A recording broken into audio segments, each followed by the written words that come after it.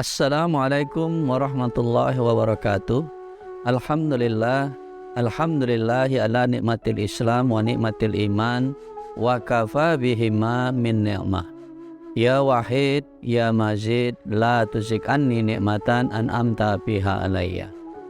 Sahabat Ramadan yang insya Allah dimuliakan oleh Allah Subhanahu wa ta'ala, izinkan kita mulai dengan sama-sama kita melihat Quran surah As-Sajdah, surat yang ke-32 ayat 5. Di dalam surat tersebut Allah menekankan kepada kita tentang perbandingan kehidupan dunia dengan kehidupan akhirat. Ayat ini menyimpulkan bahwasanya kalau kita berpedoman kepada usia umat Rasulullah Sallallahu Alaihi Wasallam baina sittina wa sab'in, maka dengan menggunakan ayat ini di mana satu hari kita hidup di akhirat, ya, itu hakikatnya sama dengan 1000 tahun kita hidup di dunia. Berarti kurang lebih 1,5 jam kita hanya hidup di dunia ini. Poin yang pertama. Poin yang kedua, tentu ketika kita hidup di dunia ini, kita berupaya mendapatkan kebajikan-kebajikan yang lebih tentunya dibandingkan dengan tentu kesalahan ataupun dosa yang kita lakukan.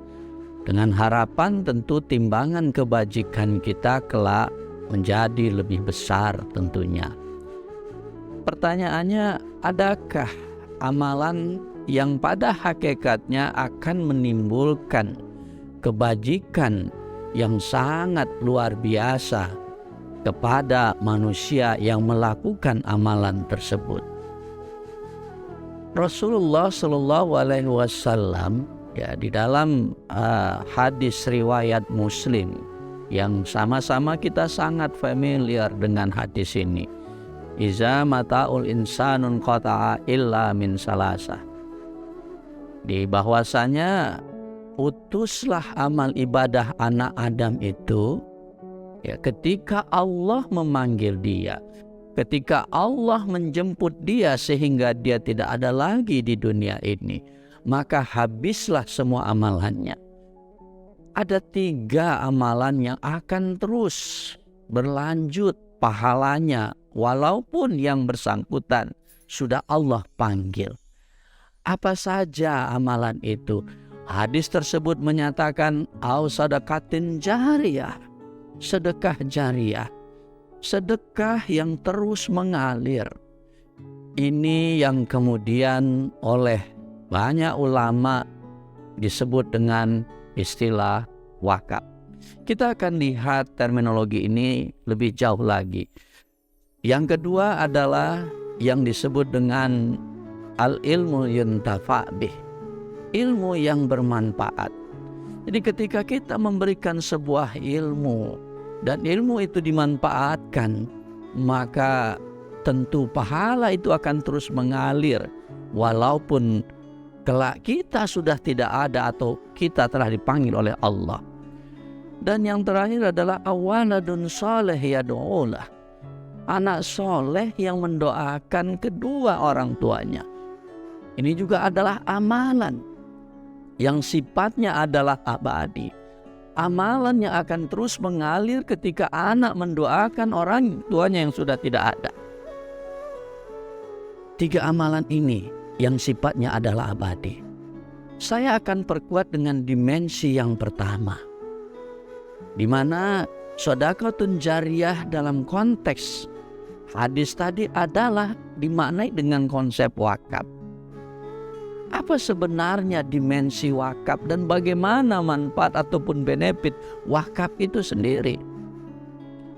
Dalam Quran surah Ali Imran, surat yang ketiga ayat 92, tegas Allah mengatakan, lan tanalul birra hatta tunfiqu mimma tuhibbun. Belum sempurna, kata Allah, kebajikan yang kita lakukan sebelum kita memberikan terbaik yang kita cintai. Artinya apa? Ayat ini ulama pun sepakat bicara tentang wakaf. Artinya ketika kita ingin menyempurnakan kebajikan-kebajikan yang sudah kita lakukan, maka wakaf adalah alat kita untuk menyempurnakan kebajikan tersebut. Luar biasa sebenarnya. Kenapa saya katakan luar biasa? Karena kebajikan belum mencapai titik sempurna sebelum kita menunaikan wakaf dalam konteks ini. Yang kedua, dalam firman Allah, Quran surat yang kedua Al-Baqarah.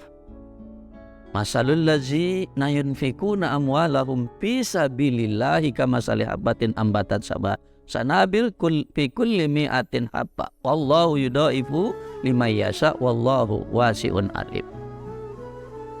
Ayat yang kedua ini dia bicara terkait dengan perumpamaan orang yang infakkan hartanya di jalan Allah. Sekali lagi ulama menyatakan ayat ini adalah terkait dengan kata wakaf. Wakaf dalam konteks ini digunakan dengan istilah yunfikun. Perumpamaan orang yang menginfakkan hartanya di jalan Allah, maka Allah akan lipat gandakan. Satu masing-masing akan tumbuh menjadi 7, dan 7 itu akan tumbuh masing-masing menjadi 100. 700 kali Allah lipat gandakan baik bagi siapa yang mereka berwakaf. Dua ayat ini semakin memperkuat kita pentingnya wakaf itu sendiri. Saya sampaikan ayat yang ketiga, Quran surah Al-Munafikun, surat yang ke-63 ayat 10. Wa anfiqu mimma razaqnakum min qabli ayyati ahadakumul maut fayaqula rabbi laula akhartani ila ajalin qarib fa asaddaqa wa akum minas sholihin. Ayat ini secara sederhananya, kalaupun boleh saya menyimpulkan, ini adalah ayat yang terkait bagaimana penyesalan kita. Bagaimana kita menyesal karena kita belum pernah berwakaf. Maka ketika ajal semakin dekat, ajalun qarib, kita memohon kepada Allah, ya Rob, tunda ajalku ya Rob. Maka ketika diberikan penundaan terhadap ajal itu, hanya ada satu yang akan dilakukan. Fasaddaqa wa akum minas sholihin. Maka aku akan bersedekah supaya aku menjadi orang-orang yang saleh. Ayat ini sekali lagi menegaskan menyesal kita ketika kita belum pernah berwakaf. Berikutnya saya kutip yang terakhir hadis Rasulullah SAW dari Jabir bin Abdullah. Rasulullah SAW menyatakan, lam yakun ahadun min ashabin Nabi sallallahu alaihi wasallam zu maqdiratin illa waqaf. Tidak ada satu sahabat Nabi sallallahu alaihi wasallam yang memiliki kemampuan yang tidak berwakaf. Artinya apa? Semua sahabat Nabi yang memiliki kemampuan semuanya berwakaf. Kita lihat sejarah sekarang. Dalam perspektif sejarah kita ingat Masjid Quba. Masjid yang dibangun dengan basis wakaf. Ya, dibebaskan tanahnya, dia beli tanahnya lalu kemudian dibangun masjid. Yang kedua, Rasulullah SAW sendiri terkenal ya, dengan konsep memberikan wakaf dalam bentuk 7 kebun kurma.